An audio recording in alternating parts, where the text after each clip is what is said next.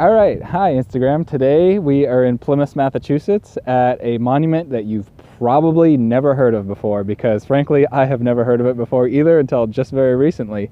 And it is called the Monument to the Forefathers, and it is claimed to be the largest granite monument, not just in the country, but supposedly on the entire earth. It is 81 feet tall, completed in 1888, and it is fucking huge, and it is very awesome because it has a lot of really cool symbolism.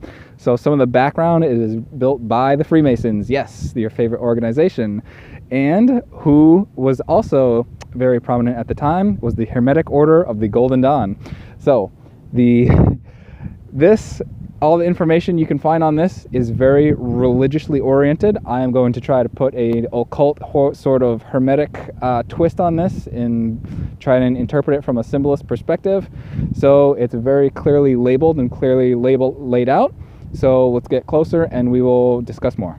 All right, so what gave this away to me was why it was a more occulted kabbalistic sculpture, was that it has the 4 positions around it with a central pillar. That is the 3-dimensional tree of life. So normally you might only see the 2D sort of Sephiroth tree, but the actual true shape of it is this 4-sided sort of central pillar. And also here on the ground we have an octagonal base. If you're a kabbalist, you understand that everywhere you go, you have your octagon following me. It's kind of like a hall of mirrors, so to speak, is that you have 8 different sections all around you and you're trying to maximize them. Those are kind of your sort of what's in your awareness right now. So if we look back up to the central pillar, that is the only way to get all the way up and down the tree of life, is by the central pillar.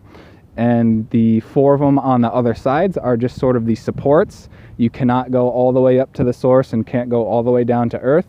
You have to be centered on your central pillar to go all the way up to the creator and all the way down here to earth as an individual. But the 4 sides are 100% absolutely necessary. You need to have them there. So we will go around to each station and we're just gonna check about what each one has to say. All right, so here we're at the first station. We're looking east. His name is Liberty. On the side panel it says tyranny, and on the other side it says peace. So that's kind of like saying like it's 2 sides of the tree of life or 2 sides of the same coin, and we need to do this recentering to achieve liberty. You can see that he is shackled on his leg and on his wrist, and he broke his shackles and slayed the lion behind him. He's holding in his right hand the hand of severity. We can see that he has the sword of justice like Archangel Michael with the flaming sword of justice. And also just see on that side panel, he is also in the sort of triumphant slaying the beast sort of position. All right, so now we're here at Morality, and this sculpture is unique because she doesn't have her pupils open on her eyes. She's sort of blinded. She just knows the inner, deeper truth. She's holding the tablet of 10 Commandments, just like Moses, who went all the way up the mountain and then all the way back down, like doing his ascension and then coming back down to the real. The side panel says prophet, and then the other side panel says evangelist. So that's like saying like a messenger of the truth, so to speak.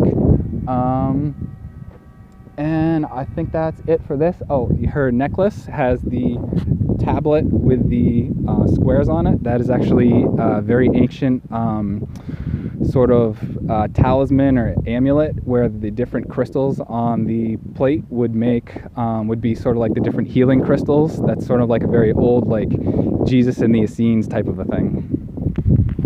So now we're at the station of law. We have justice and mercy on the other side. So this is a very humanistic thing. This is very focused on what the Freemasons like, which is the sort of self-governance, and as a Kabbalist that would be discernment or Malkuth. This is like very bottom of the tree of life. So this is a very humanistic, how you're sort of guiding yourself through life on your life path. All right, now we are on the south station of education. On this side panel it says youth, and on that side panel it says wisdom. So very obvious what she's doing. She has a book in her hand. She's trying to teach and spread the good word, sort of maybe like the last station where you're trying to teach each others about what you've learned about yourself.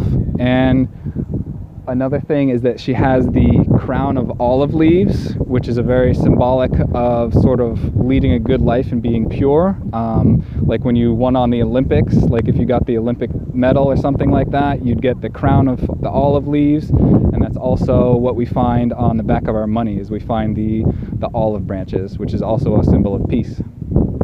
All right, so now we're going to look at Lady Faith. So the very first thing we notice is she looks just like the Statue of Liberty, but instead of the eternal flame, she's pointing straight up to the Creator, straight up to your highest self. She has faith in herself. She's done all her work. She is the central pillar. So yeah, just like Kabbalism, you have to be centered on all aspects of your life. You cannot be tipping one way or the other. You have to become the central pillar to be all the way up to the Creator, your highest self, all the way up to your highest potential. Thank you.